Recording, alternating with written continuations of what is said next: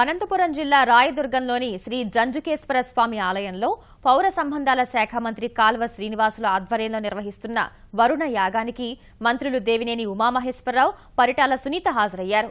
ఆంధ్రప్రదేశ్లో జలవనరుల శాఖకు ముఖ్యమంత్రి చంద్రబాబు 32,000 కోట్ల రూపాయల నిధులు మంజూరు చేసి సాగునీటి కోసం స్వయంగా పాటుపడ్డారని మంత్రి తెలిపారు.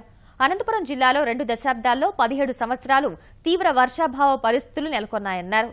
మానవ శక్తితో పాటు దైవ అనుగ్రహం కోసం మంత్రి కాల్వ శ్రీనివాసులు రాయదుర్గం రైతులు, ప్రజల కోసం వరుణయాగం నిర్వహించడం శుభసూచకమని జలవనరుల శాఖ మంత్రి దేవినేని ఉమామహేశ్వరరావు తెలిపారు.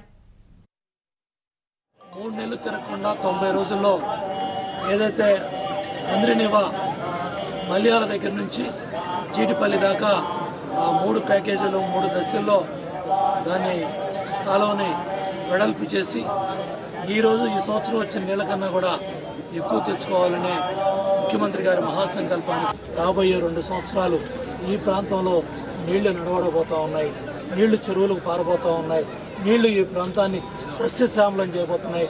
2 సంవత్సరాల్లో రాయలసీమని రతనాల సీమ చేయాలని ముఖ్యమంత్రి గారు కంకణం కట్టుకున్నారు.